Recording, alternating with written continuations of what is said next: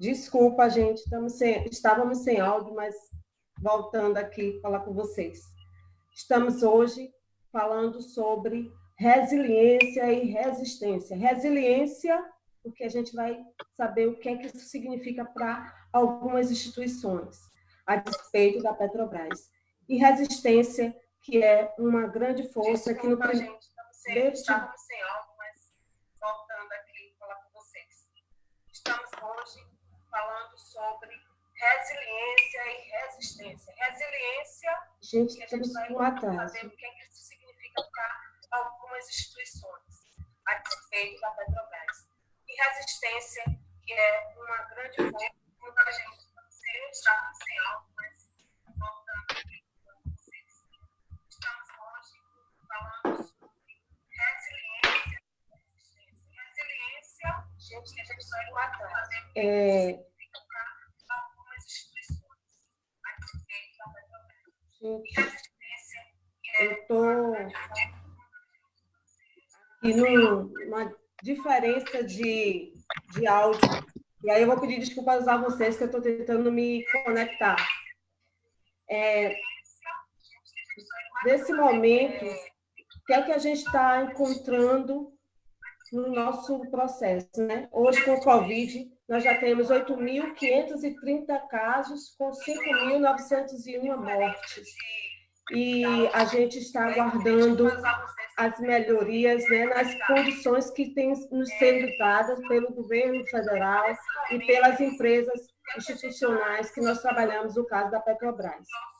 No 1º de março, muito se falou do grito da resistência, onde o trabalhador tem que começar a entender que momento é esse, que processo é esse, e nós nos organizamos, vamos criar uma nova forma de lidar com essas condições de trabalho. A Petrobras tem falado muito de resiliência. E a resiliência que ela nos apresenta tem a ver um pouco com a epistemologia da palavra, de ré, que quer dizer intensidade, e sair, que quer dizer sair. Só que essa saída ela pode se dar de várias formas. E a forma que tem sido apresentada é uma forma de tal forma, de tanta intensidade, que ela tem afetado um pouco a vida do trabalhador e da sociedade brasileira. Porque o que se apresenta agora são as vendas de ativos, né? Hoje a diretoria continuou nesse processo, e uma condição em alguns setores, em algumas unidades, onde o trabalhador ainda está em risco com o que tem aí apresentado o Covid. Fora as perdas salariais e as condições estáveis de transparência que tem sido colocada para nós, em algumas unidades da Petrobras. Então, eu estou com Jússi Cardoso, né, nossa nova aquisição do Cara a Cara, que é uma mulher de força, resistência, lá do Conselho Municipal de Mulheres de Alagoas, que eu já apresentei, e ela vai falar para a gente assim, como é trabalhar resistência e resiliência na política, como que a gente consegue garantir para a sociedade segurança, né? Sem entrar naquela coisa orgânica dessa resiliência que nos faz achar que a gente tem que se moldar a tudo e voltar à normalidade. Que normalidade é essa? Por outro lado, eu tenho aqui Lila Loureiro, que vai nos falar de uma outra visão de resiliência que tem a ver com a nossa capacidade, né, de resistir. Nós vamos continuar resistindo e chegando numa condição pessoal para construir um coletivo, sempre com foco no bem-estar comum. Então, eu vou falar para vocês, meninas, que eu queria relembrar o 1º de maio, que foi uma luta dos trabalhadores por condições de melhoria, e queria homenagear Berta Lutz, que foi uma deputada que lutou pelas questões das mulheres, pela redução das 13 horas de trabalho, pela licença gestante, né? E isso foi muito importante para a gente. Então, eu vou passar a bola querendo fazer a seguinte pergunta. A palavra certa para o trabalhador não seria prosiliência né, que seria a gente ter uma condição de superar esse momento e sair melhor, e não sair com um país mais pobre, porque nós estamos vendendo as nossas riquezas e estamos aumentando a desigualdade social quando não temos o amparo devido. O que vocês acham disso? Vocês podem... Eu vou começar com o Júcio e depois eu passo para a Mila. Cris, Oi. o seu celular está ligado, ou o Facebook está dando ressonância na sua voz. Não estamos conseguindo te ouvir bem. É que eu acho que você está com 2 aparelhos ligados, aí você tem que desligar. Estou com 2 aparelhos ligados.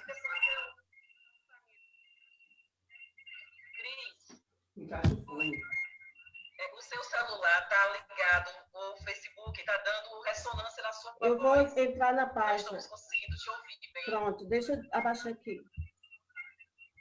Deixa eu tirar o som do... Encaixe o fone no computador. Pronto, melhorou? Ah, melhorou. Foi o Face. Que agora podemos te ouvir bem, não estávamos te ouvindo bem. Nada. Mas já aproveitar para dizer boa tarde e agradecer mais uma vez pelo convite para participar do Cara a Cara, através de você, que é, né, diretora de gênero do Sindicato Bahia. É uma honra sempre estar aqui nesse espaço e falar um pouquinho sobre essa questão, né, da resistência. A resiliência é, sem dúvida nenhuma, uma questão também importante, mas eu conheço mais da luta, então vamos pautar nossa fala mais aqui na resistência, em especial a resistência nesse momento que é tão difícil, tão crítico para todos os trabalhadores, tanto os que estão empregados, como também os que estão desempregados em maior situação de vulnerabilidade social, e aí falando também sobre as mulheres, né? Então, estaremos aqui à sua disposição para falar sobre esse tema, que será com certeza muito interessante.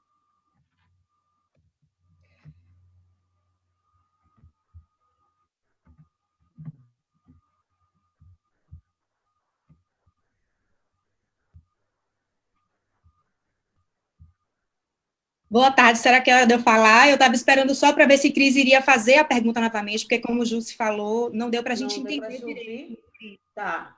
Não deu para ouvir direito, então deixa eu só também aproveitar para dar boa tarde a vocês, estender boa tarde para as pessoas que estão assistindo a gente, agradecer o convite, né? Sempre bom poder falar sobre esse tema, resiliência, principalmente num momento como esse que estamos enfrentando de pandemia mundial, do Covid-19 e de grandes transformações internas e externas. Gratidão pelo convite. Ok, Mila. A pergunta era, quer dizer, eu fiz um preâmbulo aqui, né, e vocês não ouviram. Uma longa introdução, mas a gente conseguiu algumas coisas, só homenagem, só a pergunta. A pergunta não seria mais apropriado a palavra prosiliência do que resiliência nesse campo do trabalhador e da sociedade, que é você sair melhor, porque a palavra ré, apesar de ser intensidade, reinteração, ela também é voltar para trás. Você vai me falar melhor sobre isso. Então, eu vi uma terapeuta falando que o melhor seria a prosiliência. Por que voltar para trás nesse momento, para nós que somos assim do movimento sindical, no termo resiliência que a Petrobras tem usado, que ela tem usado para vender ativos, para tirar direitos, né? Então, não seria sair melhor nesse campo político, nesse campo de gestão que a empresa tem feito. Mas no campo pessoal, que eu acho que é uma área que você vai falar sobre isso, resiliência seria uma resistência emocional, né? Seria você se conformar. E como é que esse trabalhador e essa sociedade se prepara para estar melhor para o que está vindo aí, que é um momento de uma estrutura neofascista, de pedido de ditadura, de isolamento que a gente está, né, com o Covid, a saúde do trabalhador, a saúde mental, a saúde corporal. E como é que a sociedade também se adequa a isso? Então, são dois olhares, né?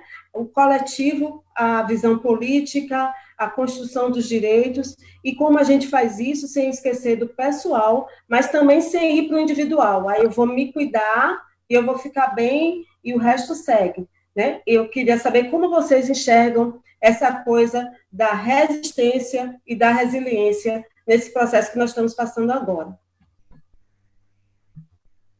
Vocês podem ficar à vontade. Pode ficar à vontade, Mila, para iniciar. Pronto, então deixa eu começar a falar um pouquinho, né? Assim, se a gente for começar pelo conceito de resiliência, né? Que é a capacidade da gente sair bem das situações adversas. É como se fosse a capacidade da gente se reinventar, ressignificar. E essa é uma característica que a gente tem necessitado exercitar diariamente, né? A gente está enfrentando um momento agora novo, de que ninguém planejou e ninguém imaginou que poderia passar por isso. Então, sair da zona de conforto já nos deixa mexido. Para muitas pessoas com medo, para muitas pessoas desconforto, ansiedade, dentre outras características. Então, a resiliência é muito importante estar presente nesse momento para que a gente consiga, assim, tirar algo de bom desse momento. A certeza que nós temos é única, vai passar. Quando e como a gente ainda não sabe. Então, a primeira coisa é a gente conseguir conectar com o momento presente, né? Falando na linguagem terapêutica, a gente sempre tenta puxar e trazer as pessoas para o momento presente. Estar presente, ground, conectado com o aqui e agora. As pessoas estavam vivendo uma vida acelerada, muitas conectadas com o futuro e outras conectadas com o passado. Algumas desenvolvendo depressão com o passado e outras desenvolvendo ansiedade ou crises de pânico conectada com o futuro. Então, estar no agora. Nós estamos sendo obrigados, né? Muitas pessoas trabalhando em home office, então, estar de frente com você mesma, estar de frente com a sua família, com o seu marido, com a sua companheira, com os seus filhos, é um momento realmente desafiador, ainda enfrentando um momento desafiador econômico e político no nosso país. Muitas pessoas tiveram redução salarial, outras pessoas perderam o emprego. Então, assim, a resiliência, para mim, é a característica que vai fazer com que permita a gente enfrentar e conseguir se reinventar, né? Muitas pessoas estão descobrindo ou se reconectando com dons nesse momento. Então, aprendendo um instrumento musical, se reconectando com a arte, pessoas voltando a abordar, pessoas, inclusive, descobrindo que precisam de menos. Porque quem está trabalhando no home office, consequentemente, tem uma redução salarial. Então, precisa aprender a viver com menos. Não é? Mas a gente está falando da resiliência para pessoas que já conseguiram passar da base da pirâmide de Maslow, né? Para as pessoas que conseguem suprir essas necessidades básicas: comida, alimentação, saúde, segurança e habitação. Então, a gente fala com essa tranquilidade para essas pessoas, mas é muito importante a gente lembrar também das outras pessoas que ainda estão conectadas nessa base da pirâmide e que, infelizmente, é a maioria. E essas pessoas precisam da nossa ajuda. E, nesse momento, a solidariedade também ajuda a alimentar a resiliência. Quando a gente consegue ajudar, fazer diferença na vida do outro, alimenta essa resiliência, é como se nos desse força para a gente superar e fazer melhor para que esse momento passe, e passe com um aprendizado. Complementa agora, Jussi, por favor, agora com a visão política. Isso. Eu queria... É que eu estou olhando pelo Face, está um time aqui, mas eu vou acompanhar pelo Zoom. Eu vi você falando isso, e, assim, muitas pessoas pensam que essa ajuda é só entregar a cesta básica. Também né? Que essa ajuda é você dar o que você tem, um café, uma cadeira para ficar acomodado. Mas tem uma ajuda, que é a ajuda do conhecimento, é a ajuda da implicação política, a interferência sobre o que está sendo decidido, que ela é muito importante. Então, acho que isso aí vai para o âmbito político, e eu queria que Jussi falasse sobre como é que a gente consegue transformar a sociedade dessa maneira, com essa doação. Cris, eu, na verdade, acho que tudo isso que Mila coloca, obviamente que é importante, mas nós estamos em um país de bases extremamente desigual. A própria construção, como o Brasil se constrói um país, nós somos um país extremamente diverso. E aí eu quero falar na perspectiva, naturalmente, dos trabalhadores. A gente precisa estar muito atento com esse momento em relação à resistência e aí a resiliência, a lógica da luta para se manter na luta, porque todos os elementos que ela traz, de medo, de incertezas, dessa necessidade de conectar com o presente, penso que nós precisamos também ter os devidos cuidados, nós que somos movimento social, que estamos nos sindicatos, seja lá em que organização for, ou como cidadão, entenda que nós estamos passando por uma crise, e esses momentos de crise, nós já vivemos outros momentos lá atrás, obviamente não com similaridades em relação a essa, mas só pegando 3 momentos que eu acho importante em relação aos próprios trabalhadores, na transição do Brasil agrário para o Brasil industrial, sabe? Das organizações mutuárias até chegar às organizações sindicais, como os trabalhadores e as trabalhadoras lutaram para, em 43, garantir tantos direitos como as mulheres vieram conquistar direitos no mundo do trabalho ali em 43. Também um segundo momento que eu acho bem difícil para os trabalhadores e para a organização dos trabalhadores é durante o Estado Novo, porque Vargas adota aquela lógica do pai dos pobres, tomando para ele, roubando, na verdade, né, as bandeiras e lutas dos sindicatos daquela época, que foram praticamente colocados na marginalidade. E a gente observa agora, nesse momento, Cris, de crise, a narrativa do atual governo é de intensificar esse processo do medo que Mila coloca, e nós que estamos na luta precisamos ter esse discernimento, porque a ideia é justamente que nos controle a partir do medo. É difícil, estamos em uma pandemia sem precedentes, mas estamos também intensificando uma série de outras crises, de crises sociais que já existiu e agora está intensificada, da crise econômica, a questão do desemprego. Eu sempre coloco como referência a questão de vocês, né, da Petrobras, que sofre um ataque a partir da narrativa desse governo. Está sendo votado a questão do orçamento de guerra, que serão destinados para os estados e para os municípios brasileiros 125 bilhões de reais para ajuda financeira, né, nesse período do Covid-19.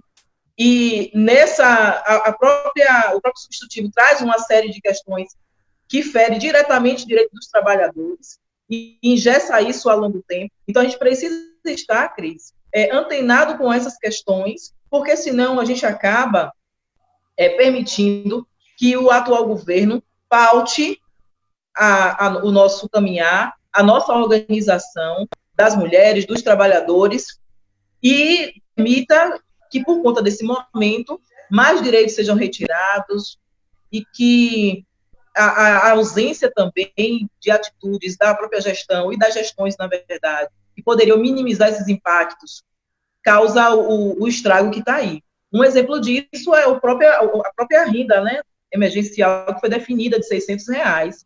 Há um problema grave no próprio aplicativo que não funciona, os trabalhadores precisam estar... Então, nos últimos dias, é a coisa que mais tem...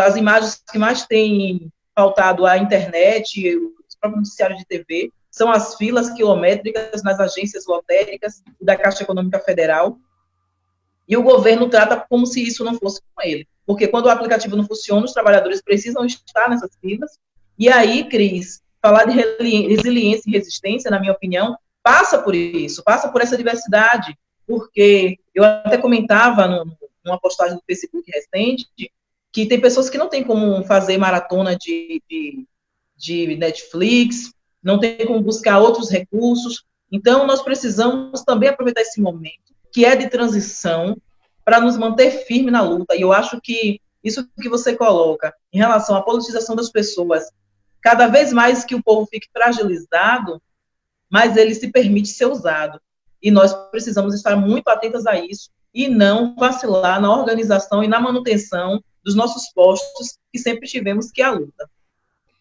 Certo. Eu li um pouco, sabe, Mila, para poder falar sobre o tema, né? E aí, Eric Perner, né, que foi quem começou com a terapia transacional, e foi justamente na guerra, para a guerra. E ele queria uma terapia que fosse para todos, né? Uma terapia que fosse mais coletiva. E nesse caso nosso, né, que as pessoas hoje estão nessa camada baixa, e a gente tem um serviço difícil, né, de apoio, né? Como que a gente faz com que essa sociedade, essas pessoas, como o Júcio falou aí, que estão na fila de caixa, que estão passando dificuldades, que não têm como comprar a sua comida, como que elas vão adquirir essa capacidade de saber que elas têm outras saídas? Seria através das organizações de comunidades, né, dos bairros, se fortalecendo, transformando isso em terapia, né, na terapia do convívio, daquela confecção nova, que hoje com o Covid não pode, mas através da rede social, quem tem acesso pode fazer, né, que também não são todas as pessoas, e que aí a gente tem um problema do Enem, né, que deveria ser remarcado, que nem todo mundo tem direito, nem todo mundo tem acesso à internet para estar estudando para o Enem. Como que essas pessoas mais carentes, né, poderiam estar utilizando de uma técnica que foi tão estudada para que a gente consiga passar por processos mais difíceis e sair bem restaurado nesse momento? É extremamente diferente e desafiador falar da terapia transpessoal para essas pessoas, né? Como eu estava falando, quando a gente ultrapassa a pirâmide de Maslow, a gente consegue enxergar o para além. Mas quando a gente está com fome, quando a gente precisa de emprego, a gente não consegue enxergar o para além, porque a gente desperta a nossa parte instintiva, né? A nossa parte, nosso cérebro é trino, a gente desperta o nosso cérebro reptiliano, que é o cérebro que vai em busca do alimento, ou do lugar para ficar resguardado, para ficar cuidado, do lugar onde possa se sentir seguro. Então, a gente vive num país, né, que precisa ainda olhar para essa base. Então, falar de terapia para essas pessoas, primeiro é trazer necessidades básicas para elas, para depois a gente conseguir falar no para além, né? A gente precisa olhar primeiro para isso. E sim, com essas organizações dentro das comunidades, e sim com pessoas que possam levar o entendimento, um despertar para além, né? E como é que, por exemplo, a gente tem hoje na estrutura educacional, as escolas oferecem um alimento para essas crianças para que elas possam aprender. Com fome ninguém aprende. Então, o processo terapêutico, infelizmente, termina ficando para além nesse processo para essas pessoas. O que um terapeuta ou as pessoas que têm uma predisposição pode fazer é juntar-se, né, nesses grupos e ir para as comunidades nesse momento, oferecer suporte, que aí vai da comida, desde o suporte físico ao suporte emocional. Às vezes, essas pessoas só precisam que alguém olhe no olho e diga que acredita nelas, né, que existe um sonho ali guardado. E se ela escuta isso de alguém, ela vai conseguir estudar, fazer um Enem para entrar numa faculdade, ou que vai estimular ela a continuar dentro de um emprego que ela não está tão satisfeita, mas ela vai continuar para pagar uma faculdade ou um curso para que ela possa crescer. Então, esse processo terapêutico termina ficando um pouco mais restringido na hora da gente falar, e a gente precisa reconhecer isso, né? Reconhecer o quanto o humano ainda é limitado, o quanto o humano precisa se conectar, né, aos 4 corpos que a gente tem quando a gente fala da terapia transpessoal: corpo físico, mental, emocional e espiritual. Mas o corpo físico, que é o mais denso nessa dimensão que a gente vive, que é a terceira dimensão, ele precisa estar bem para que a gente consiga raciocinar, para que a gente consiga sentir uma emoção e perceber a emoção, né? Temos 5 emoções básicas, todos nós temos, todos nós exprimimos alegria, raiva, tristeza, medo e ternura, mas a gente precisa ter conexão e ter tranquilidade para se conectar.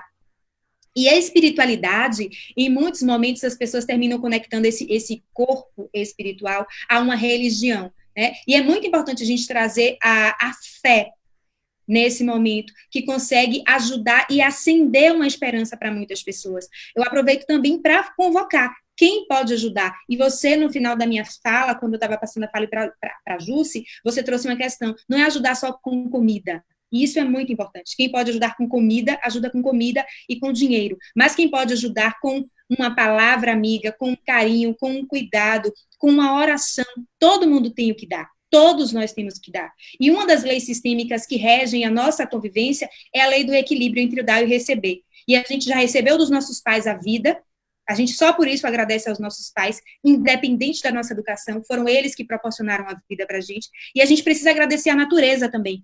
que traz tantos alimentos para a gente natural. Então, a gente precisa começar a devolver pessoas que têm possibilidade, pessoas que estão nos assistindo agora. Como é que eu posso ajudar? Eu consigo manter a minha secretária, eu consigo manter a minha empregada, a empregada doméstica, eu consigo manter esses prestadores de serviço pagando o salário essas pessoas estando em casa, é muito importante, para que elas também se protejam. Então, a gente precisa começar a fazer a nossa parte enquanto ser humano e nos juntarmos em grupos para ajudar essas comunidades, essas pessoas, porque realmente o momento econômico e social está ainda mais desafiador. E assim, eu queria dizer só que a gente tem várias ajudas, né? Inclusive assim, do âmbito psicológico, do âmbito espiritual, mas a gente precisa das ajudas que estruturais, né? E assim, entender que distribuição de renda passa por uma série de organizações e de escolhas que nós fazemos quando nós somos eleitores, né? Por causa dos processos políticos, e que a gente ajuda muito. O povo brasileiro, ele é um povo que normalmente distribui, né? Dentro do possível, mas a gente não tem, vai chegar um momento que nem a gente vai ter para distribuir, porque quando você tem uma redução de salário, por exemplo, de 25%, né, de quando alguém sai retirado do grupo de risco e essa pessoa perde o adicional de turno e tal, e que muitos, né, no caso dos petroleiros, eu conheço muita gente que era arrimo de família, que ajuda as pessoas, elas começam a perder essa possibilidade. Então, nós temos o quê? Uma estrutura de governo que precisa aceitar essa responsabilidade social de estar fazendo essa distribuição de renda. Então, eu queria agora passar para a Jussi para a gente falar dessa questão, né? A gente faz ajuda espiritual, ajuda psicológica, que elas são importantes, né? Quem está na área de educação sabe disso, mas a gente precisa das ajudas políticas e jurídicas essenciais para que a gente consiga esse equilíbrio entre o material e o essencial. Aí eu queria ver qual a visão que Jussi tem sobre isso. Bem, Cris, inclusive mandar um abraço para a Lana Andrade, que está aí nos assistindo. A Lana é vereadora aqui do município de Olindina, que faz parte aqui do território litoral norte-agreste baiano. Eu acho que, como eu disse antes, eu acho que a resiliência e a resistência são importantes nesse momento, mas para dar um exemplo bem claro de como eu vejo, obviamente, qual é a minha percepção desse processo, em relação ao Enem, a manutenção do Enem, obviamente para excluir mais ainda do que o processo foi excludente o ano passado. Então, requer resistência. A juventude brasileira precisa resistir. E existem várias formas de fazer ainda. Nós temos as limitações, não podemos nos aglomerar, não podemos ir para as ruas, mas nós podemos nos articular, por exemplo, questionando o próprio governo em suas redes, questionando aqueles que fazem parte da base do governo em suas redes também, para que isso não seja levado em frente, cobrando dos nossos representantes que eles façam essa defesa em relação ao acesso superior no Brasil. E aí, um outro exemplo claro em relação a professores e servidores que também estão sendo atacados e tendo seus direitos retirados. Aqui em Alagoinhas, por exemplo, um decreto, né, municipal reduz em 20%. Isso tem acontecido em vários outros municípios baianos. E aí é preciso analisar de fato se essa arrecadação do município caiu a ponto da primeira categoria a sofrer o impacto disso, que sejam os servidores. E aí não fazem cortes nos gastos públicos, tem todo o quadro de pessoal que é cargo de confiança, mantendo todos os direitos e atacam os servidores efetivos. Aí não cabe resiliência, cabe resistência. Em relação às próprias mulheres e o processo de violência que as mulheres vivem, nesse período de pandemia, isso tem aumentado muito, e nós precisamos resistir.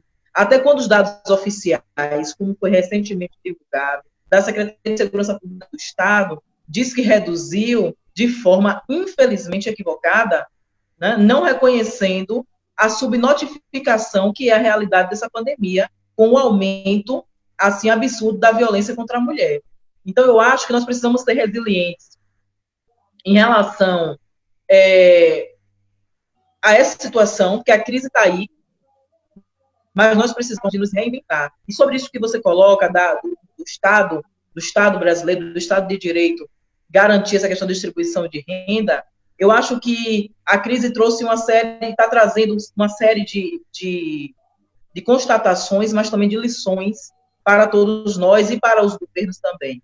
Primeiro, mostra que investir no Sistema Único de Saúde é prioridade, né? Foi tanto debate quando se congelou por 20 anos os investimentos no SUS e a classe média, os mais privilegiados, que sempre trouxe isso como uma luta apenas da esquerda, viu agora com o Covid-19 que um Sistema Único de Saúde forte é o que está ainda segurando o nosso país nesse processo que está aí. E aí fica muito evidente o sucateamento do SUS em todo o país. Então, hoje, a corrida dos governos é justamente para equipar, abrir novos leitos, ou seja, na emergência, na urgência, todo mundo está dando um jeitinho. Porque, e não por conta dos pobres que estão morrendo, até porque somos, e nas periferias estamos morrendo, e subnotificados, mas porque a Covid-19 está aí para todos, tanto para aqueles que estão na classe D e E, como também que estão na classe A e B. Então, nós precisamos, Cris, aproveitar esse momento para falar de política pública, sim, para falar de acesso a direito, porque nós somos a maioria do povo brasileiro. As pessoas que estão nessa situação, que precisam do auxílio emergencial, que é a grande massa de desempregados, e ainda tem uma outra questão, Cris, que são os trabalhadores que estão na informalidade, na precariedade, e aí na precarização do trabalho, e que com qualquer afastamento não tem nenhum tipo de... Nós precisamos mesmo aproveitar esse momento para nos organizar. Acho que isso que Mila coloca é interessante, mas como não é possível agora, das aglomerações e as visitas presenciais, creio que esses profissionais que trabalham com essa assistência emocional e psicológica precisam se organizar para prestar serviços online, como tem muitos aí. É muito importante isso. As pessoas estão precisando mesmo desse amparo, mas nós precisamos, Cris, estar dialogando com todas as pessoas que possamos dialogar, para nos conectar da urgência que é ter unidade para fortalecer na luta. E para isso acontecer, nós precisamos romper a barreira que a polarização da política impõe. E aí, na minha opinião, para aqueles que defendem a direita ou a esquerda, a gente acaba, muitas vezes, acirrando a polarização e a gente não consegue se conectar com as pessoas para fazer com que elas entendam que precisam se somar na luta e não fazer defesas daquilo que está hoje retirando o direito delas, e que hoje essa situação de maior vulnerabilidade se dá justamente porque existe no nosso país, infelizmente, um governo que tem uma prática de não dialogar com a classe trabalhadora, não dialogar com as pessoas que estão em situação de vulnerabilidade, que não investe na área da assistência social e saúde pública, muito menos na educação.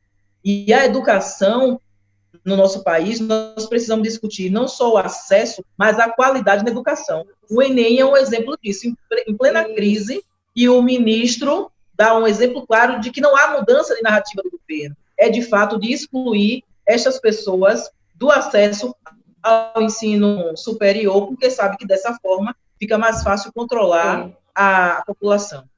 Eu quero falar aqui da presença de Erasmo Suzarte, né? Bruno Barroso, que está aqui nos escutando também, daqui a pouco ele está aqui, Eduardo Peters, meu esposo, Jailza Barbosa, nossa diretora do jurídico, a Ana, que já foi colocada, o diretor Jailton, de cultura, Dona Marice, nossa diretora do setor de aposentados e pensionistas, Lia Barberino também, e o nosso diretor Átila estava aqui nesse instante, pelo menos minha internet está um pouco com a deficiência de tempo, tá, gente?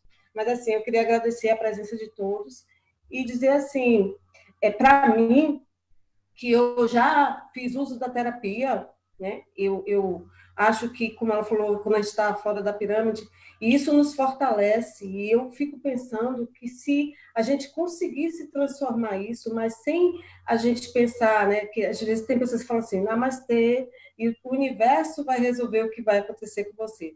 não vai. E assim, a gente tem duas estruturas. Uma estrutura que é individual, que é a nossa psique, mas a gente tem uma estrutura externa, né? Que é essa estrutura externa que vai dizer o quanto você pode caminhar. E no nosso sistema educacional, ele é importantíssimo, como a gente estava falando aí agora, e ele dá essa base. Então, assim, dentro desse processo, né, de trabalhar a resiliência, não na palavra resiliência como tem sido empregada nas organizações, mas como um ato de resistência, de fortalecimento para se dar. E que esse novo que vai se dar não seja um novo dentro de uma normalidade pré-estabelecida por outro, né?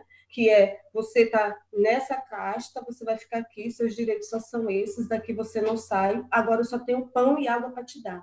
Então, eu vou comer caviar, mas você só vai comer pão e água. E isso não é a normalidade. Então, como é que a gente defende tudo, né, o que foi feito, pensando em resiliência, na palavra proativa, né, de você se fortalecer para dizer, eu posso estar na luta, eu posso tomar uma decisão. Como é que a gente perde esse medo de se colocar como sociedade, como classe trabalhadora, e se posicionar diante das ameaças de tirar aquela nossa essência, a nossa sobrevivência e a nossa crença nos valores que são valores do bem, valores universais.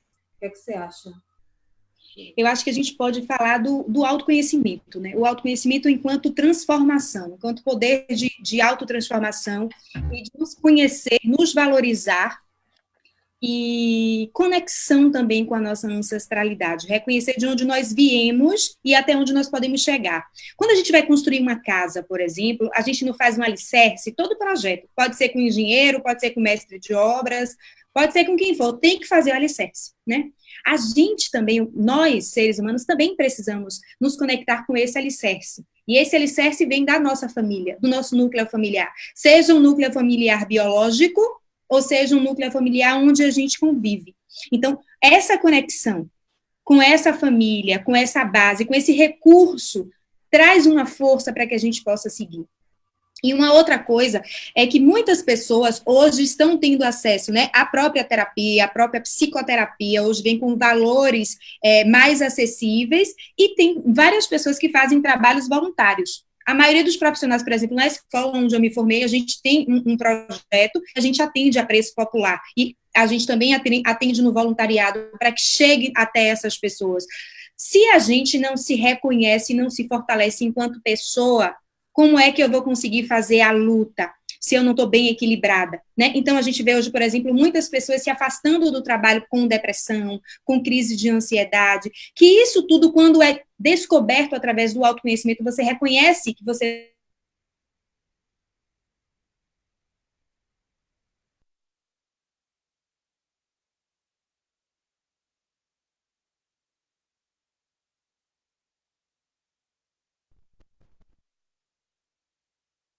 mais forte, corajoso, e com esses recursos que a gente vai construir, a gente percebe que pode ir para além.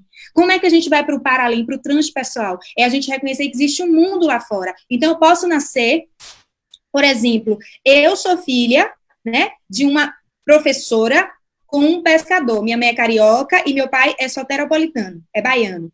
Eu sou resultado deles dois. Só que quando eu tive a minha educação, eu vim até aqui.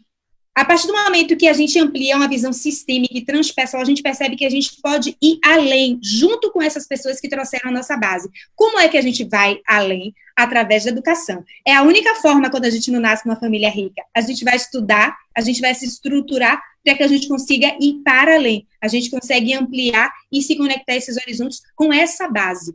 Nesse momento, mais do que nunca, conexão com a família, autoconhecimento, né, enquanto dica, o que as pessoas podem fazer, praticar meditação é gratuito, tem vários vídeos no YouTube, tem vários vídeos em vários lugares, ou até mesmo silenciar a sua mente e escutar. Simplesmente respirar. A respiração é algo que a gente não presta atenção aqui no Ocidente. Os orientais valorizam muito. E, por incrível que pareça, é onde está sendo atingido esse aparelho respiratório no auge da Covid-19, né? É a respiração, que você precisa da ajuda de aparelhos. Então, quando você para um pouquinho e presta atenção na sua respiração, no sentido de inspirar pelo nariz, expirar pela boca, inspirar pelo nariz, expirar pela boca, fechando seus olhos, se conectando, você começa a desacelerar e você começa a encontrar um autoequilíbrio. A gente consegue se autorregular, né? Então, é muito importante trazer essas informações para que todas as pessoas saibam que isso também faz essa conexão. E que se a gente não estiver bem com a gente mesmo, a gente não vai ter força, a gente não vai conseguir lutar para essa resistência, essa resiliência que Jussi traz, que é tão importante, que a gente dê a nossa cara, que a gente busque o melhor para a gente e para o próximo. O momento que a gente enfrenta no nosso país é extremamente desafiador. A gente tem um líder que não representa a gente, que não luta pelos nossos direitos e que não vai fazer diferente. É ano eleitoral, a gente pode buscar, através também do voto, essa mudança, através de pessoas que estejam nos representando. É hora de encontrarmos, de fazermos conexão com representantes que lutem pela nossa verdade e que se preocupem, sim, com toda a estrutura lá fora e também com nós enquanto humanos. É hora da gente reconhecer a individualidade, mas que é com o coletivo que a gente faz a diferença, e a terapia, o olhar para dentro, a meditação faz parte e nos permite também fazer essa conexão, independente da classe social, independente de onde estivermos. Então, o respirar, o meditar. Agora, a gente não pode, eu sempre gosto muito de falar, um banho de mar revigora, um banho de rio revigora.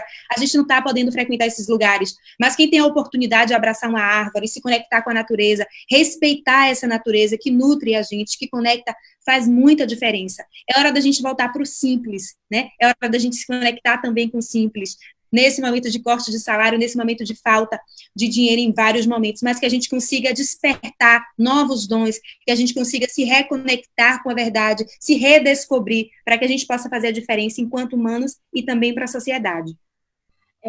Você falou aí bastante assim, em educação e como que a gente vai, né, nessa transformação, nessa escolha eleitoral, né, que vai ser necessária, se a gente não mudar o que está aí, essa palavra educação, né, e os valores da família são os valores libertadores, e não os valores de preconceito, não os valores que coíbem as pessoas, que trancam e que levam à depressão e muitas vezes ao suicídio pelas novas ideias que estão sendo pregadas institucionalmente. Então, a educação é fundamental. Então, a gente precisa entender que o próximo a gente precisa fazer a mudança, né? Para garantir que essa educação seja respeitada. E aí, eu queria ver o que é que Jussi tem a dizer sobre essa questão da educação, né, dessas mudanças que estão acontecendo. E tem uma outra questão que depois eu vou deixar para as duas, que é a política manicomial, né? Vocês sabem que a maioria dos manicômios tem pretos e mulheres, negros e mulheres, né? E que tinha sido mudada essa política e ela tem retornado também mais uma agressão a essa parte da camada social, né? Dessa minoria que está aqui no Brasil ainda nesse processo de desigualdade. O que é que você acha, Jussi? Cris, como eu falei anteriormente, acho que concordo plenamente com Camila que a educação é a saída. Mas eu, que sou também professora, né, sou da área da educação, é preciso trabalhar com o que nós temos. E a gente precisa reconhecer qual é o nosso cenário atual para que a gente possa, de fato, avançar, em especial nesse momento. E o processo e a educação, tanto em relação ao acesso como à qualidade dessa educação, também influencia na capacidade da participação popular na fiscalização dos governos. Não tenho dúvida, porque nós temos um histórico, né, de país em que o povo é extremamente subserviente, do coronelismo, passamos da colônia ao coronelismo, e hoje, essas novas formas de coronelismo, e eu creio mesmo que nós precisamos, nesse momento, e aí, trazendo para conectar com o presente, como ela coloca, qual é a nossa luta atual hoje? Hoje, sendo muito bem pragmática, a nossa luta atual é a questão do Enem, porque não é pouca coisa. O Enem vai interferir, se o Enem acontecer nessas condições que o ministro lá está propondo, vai prejudicar, sobretudo, os mais pobres, que não terão condições de participar. E isso vai implicar numa geração inteira, porque o acesso à educação, Cris, assim como a renda, como você colocou, não é igual em nosso país. E eu quero até, Cris, me permita fazer um recorte para essa questão das mulheres, porque tem muito a ver do que Mila colocou. O que eu acho que para a gente melhorar, a gente só melhora coletivamente. Eu adoro Joyce Bert, eu acompanho muito o trabalho dela, que é uma intelectual negra que escreve muito bem, e ela fala sobre essa questão do empoderamento como algo simbiótico. E ela trata o empoderamento não somente na perspectiva das mulheres, mas do povo negro, do coletivo em si, que não adianta você pensar em você e não pensar nas outras pessoas que estão ao seu redor, nas outras mulheres, no nosso caso, né, que estamos fazendo um reporte aqui sobre mulheres, porque nós precisamos avançar e avançar coletivamente, que as pessoas se reconheçam, inclusive, que essa ausência de direitos são violências institucionais que nós naturalizamos, assim como as violências reais, porque o lar, infelizmente, para algumas pessoas, Mila, não é possível fazer esse tipo de procedimento que você coloca, que eu acho importante, essa questão da reconexão, de estar próximo à família, de usar dessas estratégias terapêuticas, mas, no nosso caso, no Brasil, a maioria dos lares, infelizmente, não permite esse tipo de conduta, porque os lares são, para as mulheres, um lugar violento. Nós somos o país o quinto no mundo que mais mata mulheres nos lares. O ano passado, que nós tivemos um crescimento absurdo do feminicídio, 68% dos casos de morte de mulheres foram dentro de casas, em seus lares. E aí a gente precisa lembrar que, nesse momento da pandemia, eles estão dentro dessas casas com esses agressores. E sem nenhuma estratégia econômica de sobrevivência, já que muitas delas, as que são diaristas. Hoje eu vi uma pesquisa que foi divulgada pelo Datafolha, que sinalizava que 40% das diaristas foram demitidas, foram dispensadas nesse período da pandemia. Você imagine, para essa mulher que vive violência e que não tem mais nenhum tipo de recurso, ela vai acabar se submetendo àquela situação para a manutenção do seu alimento, a manutenção do alimento, da sobrevivência dos filhos. Então, nós precisamos observar todas essas questões, e tem algo também, Cris, que eu acho até que nós poderíamos pautar isso em um cara a cara. Eu sei que seria extremamente polêmico, mas até algumas provocações a partir do outro cara a cara, que é discutir o machismo mesmo, discutir o machismo, o patriarcado, e a implicação disso na vida das mulheres em algumas instituições como o sindicato, por exemplo. Porque a gente acaba sendo, muitas vezes, reprodutoras, a gente, disso, né, do patriarcado, do machismo, que a gente tanto fala. Essa semana, hoje, não sei se você percebeu nas redes, várias manifestações de jornalistas, que o PCO do presidente mandou uma jornalista calar a boca. Então, todos nós estamos vivendo na pandemia, e as mulheres continuam passando, além de toda a crise que a pandemia traz para todos, também sofrendo com o machismo e as violências. Tanto as violências ligadas ao ambiente doméstico familiar, mas também essas violências. Aconteceu, Cris, um caso aqui, que tem a ver com essa questão da resistência mesmo, de forma simbiótica, que a primeira-dama do município foi nomeada ao cargo de secretária de comunicação aqui. E ela não é formada na área, o anterior secretário também não era, o prefeito já tinha nomeado o irmão, né, para ser o homem forte do governo, e nenhum comentário foi feito na cidade. A nomeação dela foram para várias mídias nacionais, obviamente também numa articulação eleitoreira de atingir o prefeito, que sofre desgaste nesse momento, mas o ataque misógino sobre ela, desde a chamar ela de jiu-jiteira, a desqualificada, a incompetente, ou seja, eles não nos dão paz, nem na época de pandemia, entende, Mila? E nesse processo é muito complicado, a gente precisa falar de resistência sim, porque quando a gente compartilha um vídeo desse, ou quando se junta lá, se soma aos homens, porque o problema não é criticar ou não a nomeação, é legítimo, todo mundo tem o direito de criticar, mas é o teor, e eu vi vários homens, e aí vários homens de esquerda, compartilhando, inclusive um professor meu da UNEB, compartilhando, né, esse vídeo e falando e rindo, mas será mesmo que o intuito dessa pessoa é fazer a fiscalização da gestão ou desqualificar uma mulher?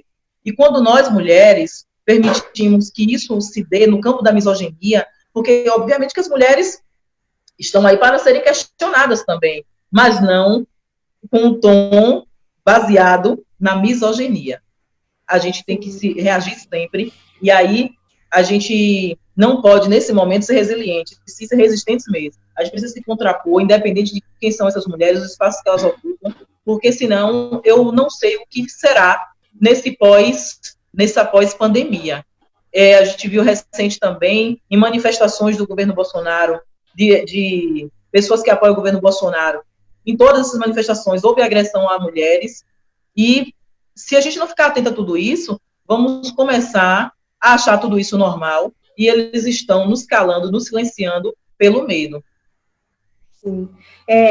Que eu acho que essa formação, né, que a gente falou no programa anterior, que quebra essa reprodução, né? Você entender em que momento você está.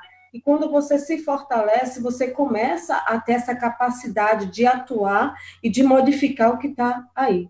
Então, eu acho que a gente tem que se posicionar, sim, e saber que a maioria das vezes é misoginia, assim como foi com Dilma, né? Assim como foi o golpe, e assim como tudo vem sendo estruturado dentro de todas as instituições, porque há uma disputa de poder. E dentro dessa disputa de poder, sempre se estabeleceu que a mulher ela tem que ficar na base da pirâmide e sendo submissa ao que se quer. E dizer que a mulher vai estar é distribuir renda, é liberar orçamento. Então, é uma briga muito forte sobre isso, mas que a gente tem que se fortalecer e se organizar. E aí eu queria fazer a gente está chegando quase perto do fim, mas assim, eu queria fazer uma proposição para vocês de como que, nesse novo momento, né, diante da pandemia, que na verdade a gente já vinha debatendo o trabalho 4.0, né, a nova forma de trabalhar, o teletrabalho, como que a gente ia fazer isso, né? Então, como nessa pandemia a gente trabalha por garantias de direitos, né, e trabalha com a questão da ansiedade, de saber como é que vai ser isso, mas sem perder essa conexão de que está todo mundo em rede. Não vai adiantar eu dizer o namastê e o sistema vai funcionar a meu favor, né? Sem eu fazer o meu papel. Então, aí, como você falou da ancestralidade, né? A gente tem a constelação familiar, e quando a gente passa por um momento desse, com um presidente como esse, a gente parece que está retrocedendo anos, voltando para a escravidão, para aquela condição que era muito ruim. Como que a gente faz isso através da luta política, né? Sabendo que a gente se fortalece, mas que a gente não é um ser só, a gente precisa das estruturas. E a gente precisa usar esse fortalecimento a nosso favor, em favor de uma construção da sociedade como um todo. E aí eu ia pedir para Mila começar, depois Jus. Eu vou trazer uma frase de Nise da Oliveira, né? Estamos em mulheres, é muito importante a gente fortalecer essa sororidade. Nise foi uma psiquiatra, né, que fez história e trabalhou com pessoas no manicômio. E ela tem uma frase dela que para mim é muito especial. É necessário se espantar, se indignar e se contagiar. Só assim é possível mudar a realidade. Eu acho que todo mundo já se espantou, né? Uma minoria da sociedade ainda não se espantou com essa situação que a gente vem enfrentando. Algumas pessoas começaram a se indignar, mas a gente precisa dessa indignação e do contágio da indignação para que a gente consiga levar realmente uma mudança. Uma mudança que parte de cada um de nós, porque é através do voto também que a gente pode mudar, e tem que ter consciência desse voto. E não se permitir um contágio através dos olhares de outras pessoas, da imprensa, né? Eu digo como jornalista, como para mim foi extremamente decepcionante trabalhar no veículo de comunicação e compreender na prática que cada veículo, eu entrei no jornalismo em 2003, né? Então, hoje em dia isso é muito claro. Na época foi assustador no meu primeiro estágio, quando eu tinha que responder para o dono daquele veículo só o que ele gostaria de ouvir, ou então ia para a rua apurar a matéria, mas só ia para o jornal aquilo que era interessante para o veículo, né? Hoje a gente sabe que os veículos são ligados a grupos políticos e ou religiosos, mas naquela época não era tão claro assim. Então a gente tem que saber de onde é que a gente está se nutrindo de informações, para que a gente consiga, assim, criar uma verdade a partir daquilo que tem ressonância com a gente, mas do que é real, né? Não pegar a opinião de um ou de outro. Júcia até trouxe isso na fala dela, né? A gente não se conectar com discursos e levar como nosso, mas sim se nutrir, se conectar de várias pessoas, falas, veículos, exatamente, para a gente construir uma única verdade. Né? E aí, essa questão política, a gente consegue através do voto, né? E é hora, eu volto mais uma vez a falar, a gente tem eleição esse ano municipal, a gente pode começar, eu acredito no processo de mudança de dentro para fora, e eu acho que é do pequeno mesmo, se a gente consegue mudar aqui dentro, se a gente consegue ter representantes nas casas legislativas municipais, se a gente consegue ter esses vereadores que lutem pelos direitos, que representem os nossos direitos, e isso também parte dentro dos sindicatos, que tem esses líderes que lutam pelos empregados, né, que defendem o direito dos trabalhadores e que daí de dentro também podem sair possíveis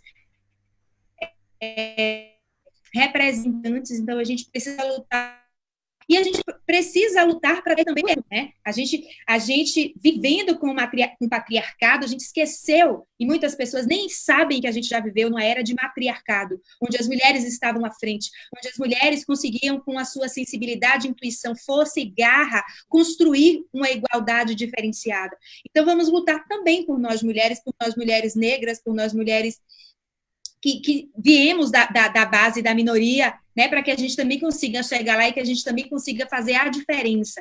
Então, é hora mais do que nunca de se unir e com muita verdade, sabe, Cris? Eu acho que esse, Cris, Júcia e as pessoas que estão nos assistindo, é um momento da gente olhar para dentro de nós e conseguir ver a verdade nas pessoas. Não dá mais para acreditar em discursos vazios, não dá mais para acreditar em paternalismo, em clientelismo durante a campanha eleitoral. Então, é hora, sim, de saber quem faz a diferença, de quem está ao lado, para, sim, construir juntos um processo de mudança. E a gente pode mudar, a gente consegue mudar, né? Eu acho que já tem muita gente indignada. Então, é hora da mudança, é hora da gente se unir e cuidar dessa mente, dessa emoção que é tão importante também. A gente não pode excluir. Né? Eu acho que dá para juntar e reconhecer esse transpessoal no corpo físico, mental, emocional e espiritual e trazer para essa luta e se fortalecer. É hora, sim. A gente não está na rua, mas a gente consegue se falar, a gente está fazendo aqui o cara a cara, tem pessoas fazendo movimentos de lives, a gente consegue trabalhar no online, a gente consegue trabalhar de diversas formas,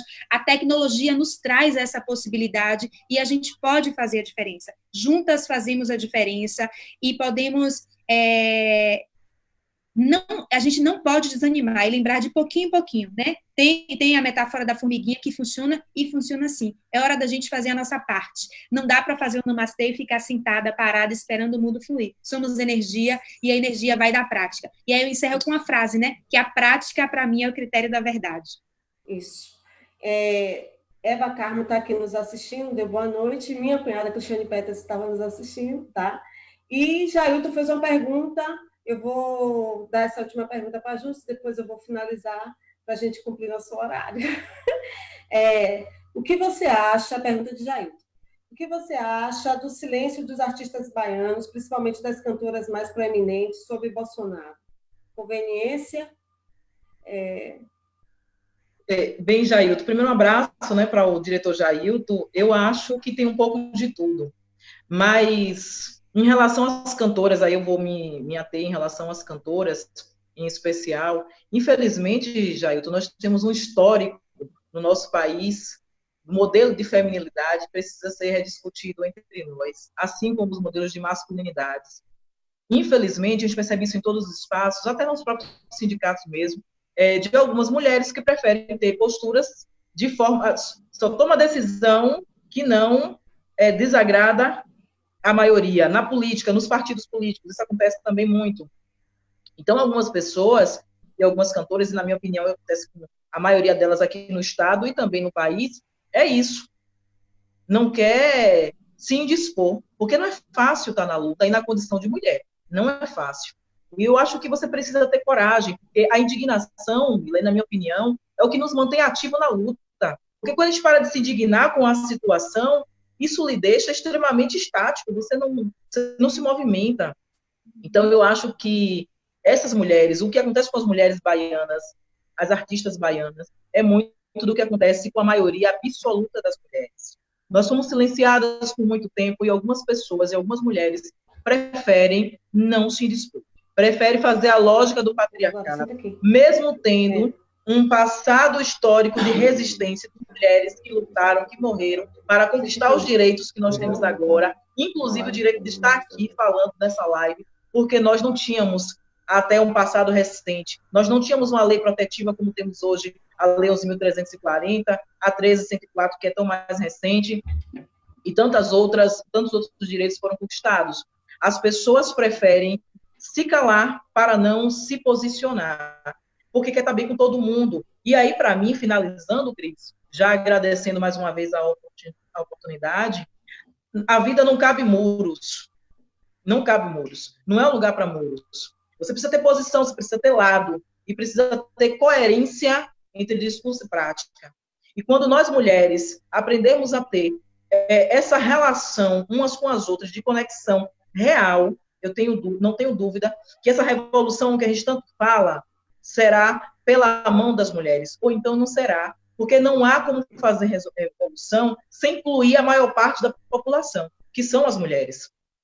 Então, nossa luta não é contra os homens, pelo contrário, a gente quer dialogar com os homens, mas, como você disse, isso é uma disputa de poder, e as pessoas, e quem está no poder, não quer abrir mão dos seus privilégios. E é isso que faz com que a luta das mulheres hoje tenha crise. Eu não tenho dúvida, tantos problemas ainda para avançar. A gente não consegue discutir, porque muitas das nossas não conseguem reconhecer privilégios. E nós precisamos nos pautar na luta, nós precisamos nos fortalecer na luta. É complicado, nós não concordamos com tudo, não gostamos de todo mundo, e isso é normal, mas isso não pode ser motivo para nos distanciar e não continuar investindo e apostando e construindo a unidade na luta, porque é isso que vai fazer com que a gente faça enfrentamento a esse governo que está aí, que nos retira direitos e quer literalmente nos matar, ainda mais no meu caso, né, e você, mulher preta, mulheres pretas.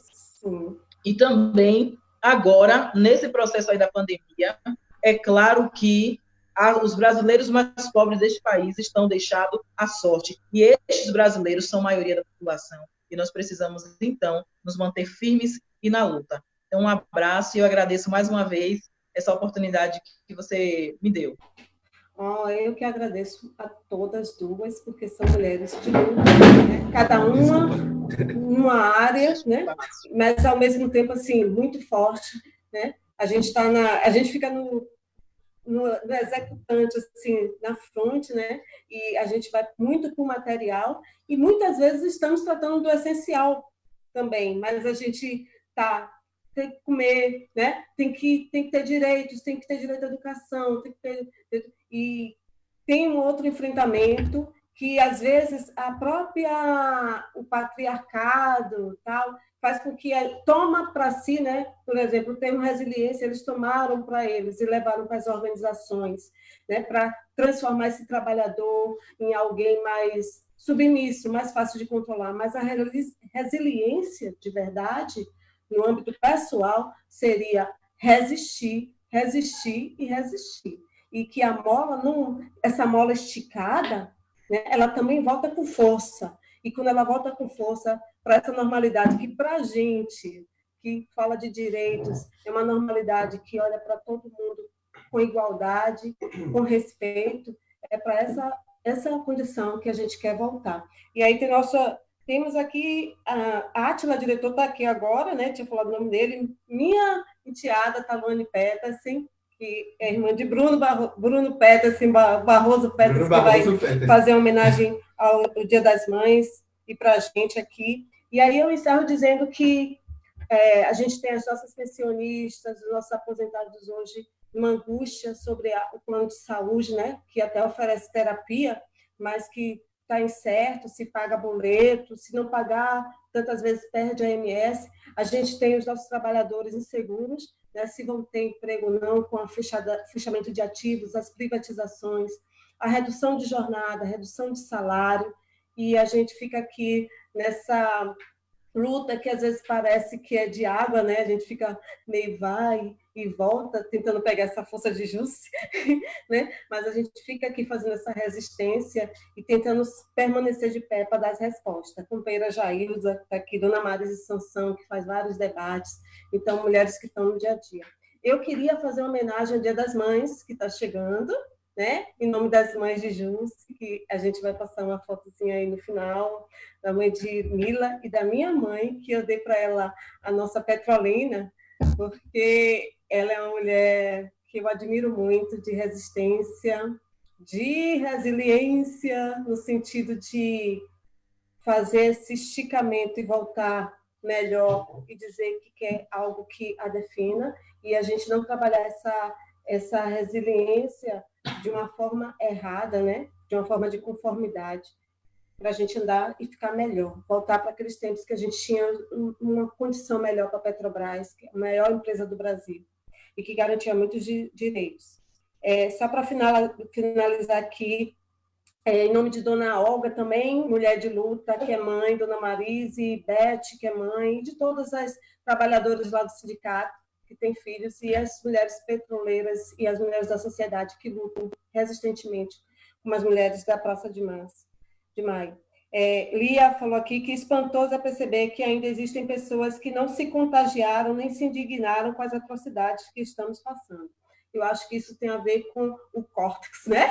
Depois a gente tem que trabalhar esse momento e essas emoções que ficaram contidas e que as pessoas agora elas estão abrindo o olho porque elas trabalharam com sentimentos que não eram bons e agora elas vão ter que se ressignificar. Então, assim, boa noite. A gente vai terminar com o Bruno Barroso aqui cantando uma música que para mim é muito tocante. E espero que vocês gostem. Agradecimento a todos que nos assistiram e compartilhem. E desculpem as falhas, né? Porque hoje foi um dia um pouco atípico. Boa noite, gente. Gratidão. Olha o Bruno aqui. Deixa eu virar aqui para Bruno. Oi, Bruno. Olá. Tá saindo. Edson Gomes. Tá. Você quer ouvir? Eu quero, senão meu áudio não vai sair. Estão me ouvindo? Muito bem. Sim. Ah, massa. Boa noite, Mila, Jússi. E aí, tudo bom? Então, essa música, na verdade, quem escolheu foi minha mãe, né? Porque tem a ver com o tema. Minha mãe já diz logo que tem que ser a música. Porque... Oh, meu Deus do céu. Faz comigo, não. Das que não, mas aí eu tava cantando agora, eu acho que ela tem tudo a ver com o tema, né? Que ela fala das árvores, nós temos árvores, temos conexões com a natureza, e da gente ter raízes e criar conexões através das nossas raízes, né? De crescer, florescer. E vamos lá. Espero que gostem.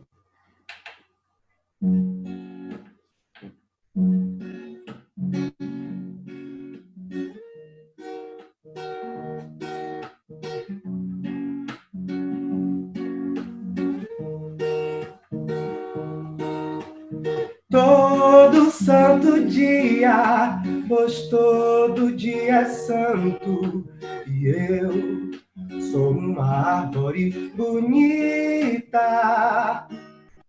que precisa ter os seus cuidados. Vem me regar, mãe, vem me regar, vem me regar, mãe, vem me regar.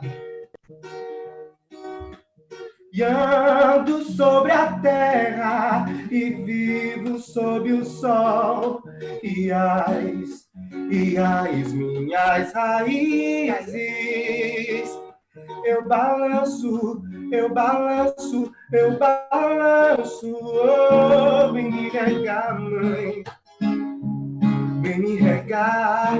Oh, oh, oh, vem me regar, mãe, vem me regar. Oh, vem me regar, mãe, vem me regar. Oh, oh, oh, vem me regar, mãe, vem me regar.